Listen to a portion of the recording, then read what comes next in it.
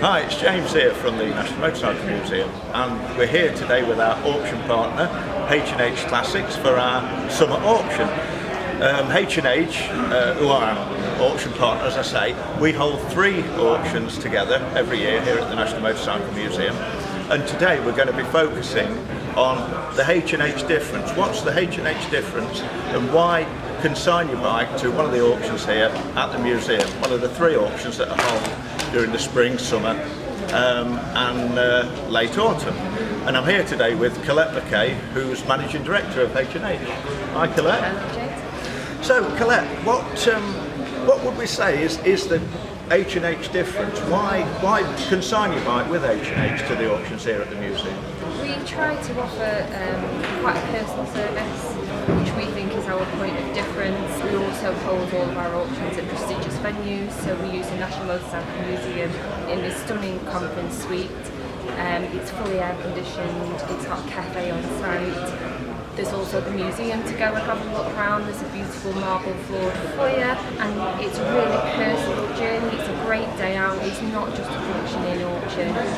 You can come here, you can spend all day, you can look at, we've got 287 bikes here and scooters, combinations, and it's just a great day out. That's what's always struck me from when we were first involved with H&H, that all the venues that you use, whether it's motorcycle auctions like us or your famous car auctions, they're all at really nice venues. They are. We hold them all at prestigious venues. They've all got something else to go and see when you visit an H&H. Obviously we use the Pavilion Gardens at Buxton, which is a beautiful spa town, and we hold it in the theatre.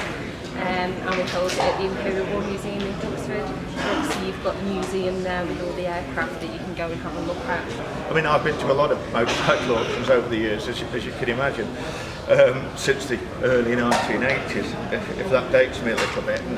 And although I'm bound to say this, I think when people are spending 500 quid or if they're spending £250,000, it must be really nice for people, whether they're buying cars via yourselves or whether they're buying a bike like people will be today, to come to a nice venue. I mean, indeed, if we're honest, I mean, this is the room, the Britannia Suite here, where we've got a lot of the bikes. This is one of our main rooms for our wedding business, and so there's been a lot of brides and grooms through this room over the years. So I think that probably paints a picture for people just how prestigious this setting is as a setting for a motorcycle. Yeah, it makes us point of difference in the market.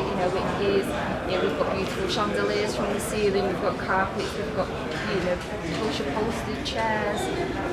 It really is a nice place to come and spend the day. It really is. Come and enjoy yourself, relax, grab a coffee, get something to eat, go and have a look around the museum and see the paperwork in your own time and just relax and enjoy the purchase.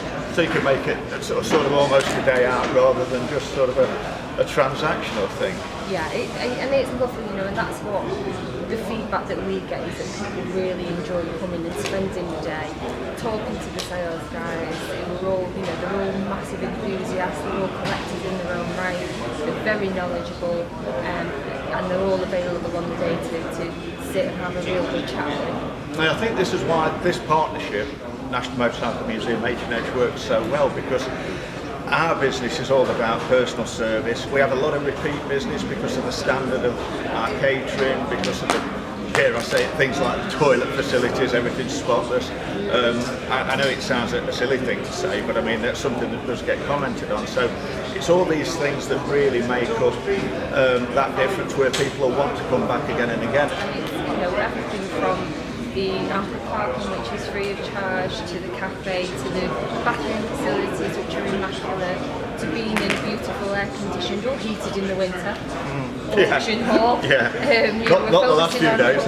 Focusing on air conditioning because it's very warm. Yeah. In the winter, it's climate controlled. It's a nice environment to be in. Hopefully we give it a great service, and all of our staff are friendly and approachable. Everybody's here to help you. I mean, we've gone from a few years ago from a relatively good start. I think we both agree to some of the biggest auctions now, biggest motorcycle auctions in the country, and I think that must say something about not only our venue, which of course I'm bound to say, not only our venue, but our partnership and how people relate to H&H. So I think it's not just been a success story, it's becoming a huge success story. Mike and Ian that work for us on the bikes, you know, they're massive enthusiasts. Paul Diamond, who runs Vintage Scooters. The scooters, yeah. You know, that's a new addition for us.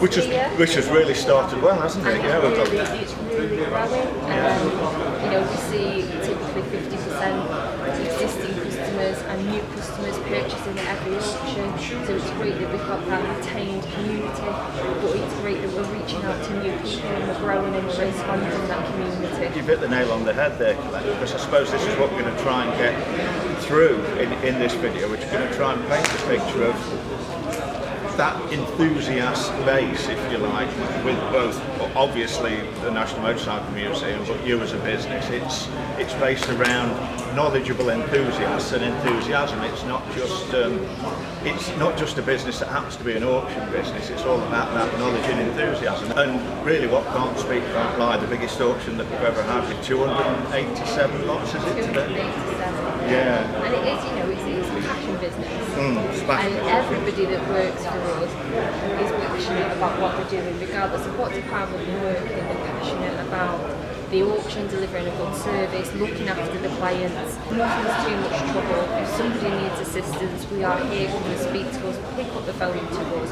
We are approachable. We are now an EOT, which means that the company is owned by all the employees. Yeah. So, you know, whoever you speak to within the business, you are speaking to one of the owners. You know, if we're doing a great job, you're happy, we're happy. If we're not doing a great job, tell us. If there's anything we can do better, tell us, because all we want to do is make your purchase, your journey, your experience the best that it can be.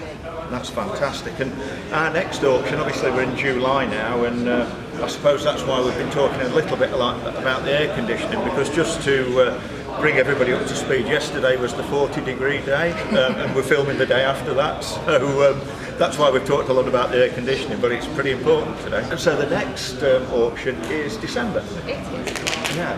How do people go about getting in touch with you if they want to consign their bike for December? Because obviously we've still got a little bit of time, but how would they approach you?